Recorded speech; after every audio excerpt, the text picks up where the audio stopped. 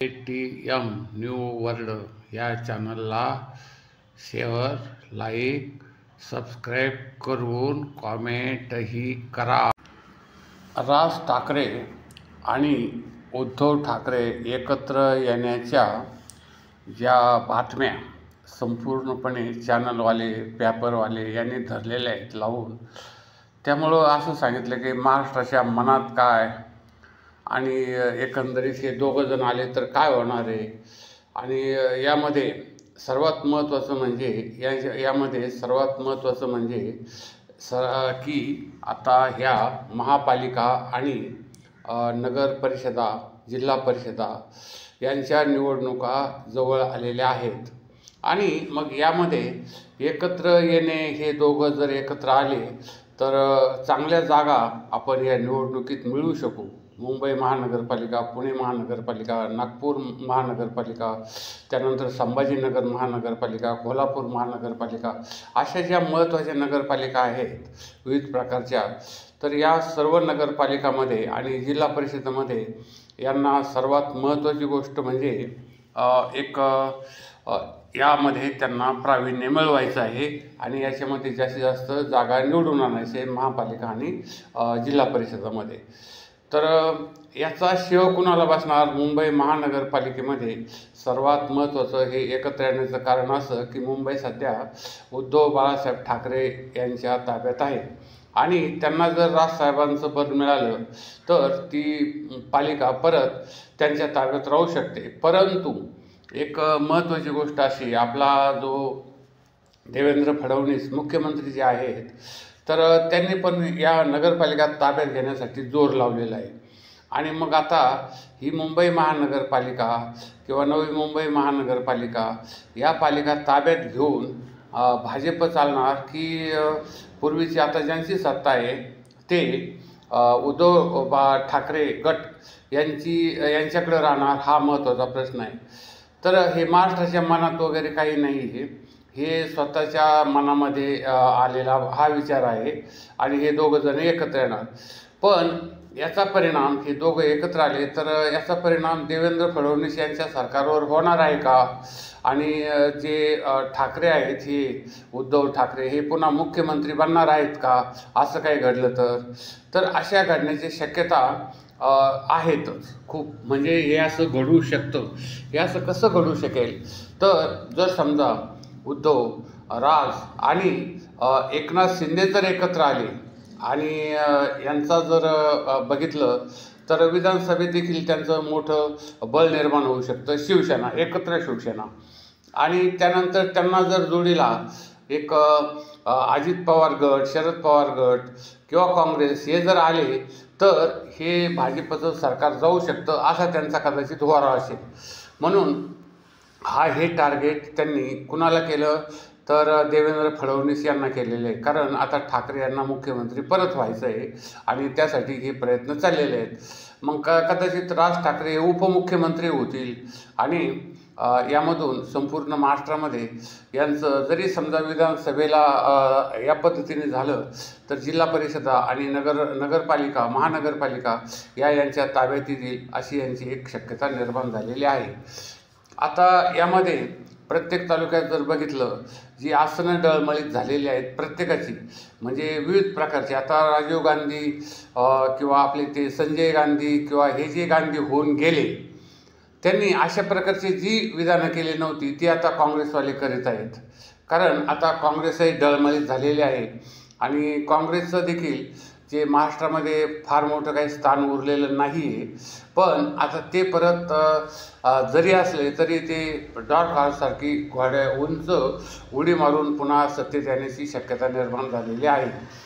तर आता हे जे लोक सांगतात यामध्ये लोकांचं हित की आपलं हित हे महत्त्वाचं आहे. तर इथं लोकांचं हित वगैरे काही नाही आहे. हे पक्ष टिकवण्यासाठी आणि आपापलं स्थान टिकवण्यासाठी हे सर्वजण प्रयत्न करत आहेत. आता शरदरावजी पवार यांनी तर त्याच्यामध्ये एक कोणी म्हटलं मिठाचा खडा टाकला. मिठाचा खडा टाकला म्हणजे त्यांनी काय सांगितलं, राजसाहेब यांच्या सभेला खूप गर्दी होती, परंतु ही गर्दी काही मतदानात त्याचं रूपांतर होत नाही.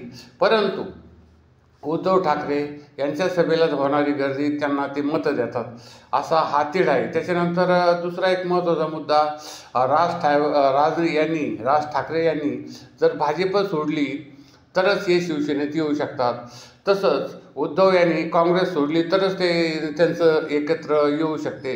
आणि ह्या एकत्रितपणाचा फायदा हा कुणाला होणार? कारण हे दोघंही अतिशय म्हणजे एकमेकाचे पहिल्यापासूनचे, बाळासाहेब ठाकरे असल्यापासूनचे हे विरोधक आहेत. म्हणजे त्यांचं अनबन आहेच आणि लोक काही म्हटले तरी ते एकत्र येणं शक्य नाही. आणि अशा ज्या वावड्या उठवल्या जातात की आता एकत्र येतील, बरं एकत्र येऊन काही फायदा होणार आहे का? एकत्र येऊन आता आणि फायदा होणार असेल आणि समजा एक उद्धव ठाकरे मुख्यमंत्री आणि राज ठाकरे उपमुख्यमंत्री होऊन या राज्याचा कारभार चालवणार असतील तर ते एकत्र येणं अतिशय महत्त्वाचं आहे.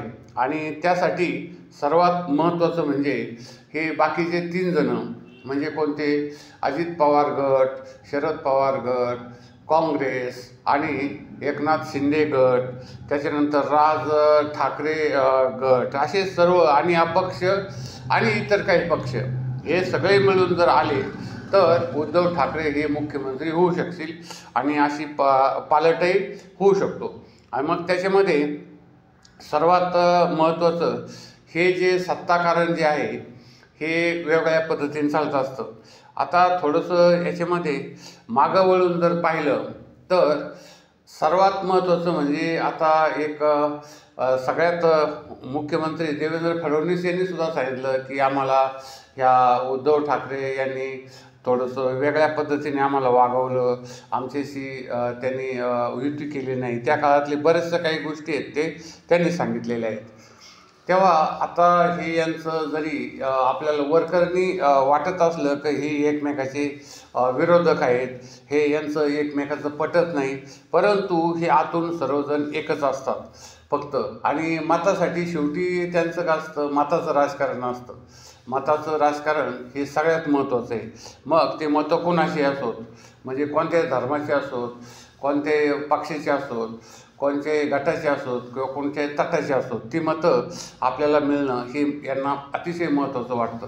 आणि त्यामधून हे काही असं घडलं जातं की आता आपल्याला यामधून अधिकाधिक सत्ता मिळाली पाहिजे. सत्तेतून आपल्याला एक चांगल्या पद्धतीचं काही जे महत्त्वाचा पक्ष वाढवण्याचं जे काम आहे ते करता येतं.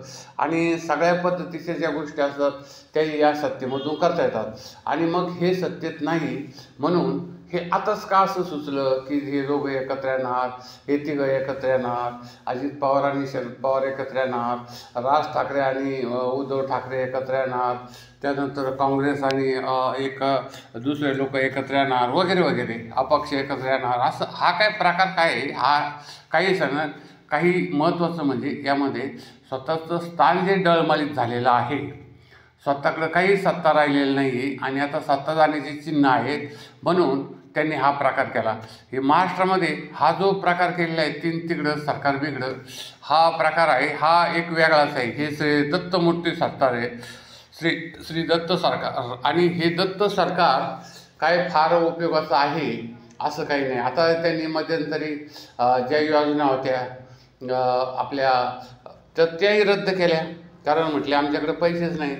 त्या चांगल्या योजना नव्हत्या, म्हणजे शिंदे सरकारने केलेल्या योजना महत्त्वाच्या आहेत. तर त्यानंतर दुसरं अजित पवारांविषयी म्हणतात की आपल्या शिंदे सरकारचे जे मंत्री आहेत ते म्हणतात आम्हाला निधी देत नाही अजित पवार. म्हणजे एकंदरीत जे मध्ये जे चालू आहे सत्तेवरून, पैशावरून, निधीवरून, तर त्याचा अर्थ इतकाच आहे की एकमेकाचं हे सत्तेसाठी आहेत, हे पक्षासाठी, आपला पक्ष आपल्याला वाढवायचा आहे, नंतर युती करायची की नाही ते नंतर ठरवू, अशा पद्धतीचे हे वक्तव्य आहेत. आणि मग हे जे राजकारण चाललेलं आहे, सध्याचं जे राजकारण आहे, सध्याच्या ज्या अफवा आहेत, ज्या वावड्या आहेत, हे आता उठायला सुरुवात झालेली आहे. आणि यानंतर हे अशाच पद्धतीच्या अनेक वावड्या अनेक चॅनल, अनेक वृत्तपत्र आपोआप या पद्धतीने हे करत राहतील की हे असं कसं होणार, हे यांचं कसं होणार, त्यांचं कसं होणार, हे एकत्र येणार, हे फुटणार, हे जाणार वगैरे. तर त्याकडं फार विशेष लक्ष देणं हे महत्त्वाचं नाही आहे. हे सत्ताभिलाषा, सत्ता आकांक्षा यामध्ये आहे आणि हे सत्ताभिलाषासाठीच हे सर्व काही चाललेलं आहे हे आता सर्वसामान्य माणसांनी ओळखायला पाहिजे. तर आमचं हे ATM न्यू वर्ल्ड चॅनल संपूर्ण महाराष्ट्रामध्ये भारतामध्ये अधिक लोक बघत असतात लाखोच्या संख्येने. आपण या चॅनलला जास्तीत शेअर, लाईक, सबस्क्राईब करा आणि धन्यवाद. तसंच सबस्क्राईब करून एक कॉमेंटही लिहा. धन्यवाद. सबस्क्राईब करा. धन्यवाद.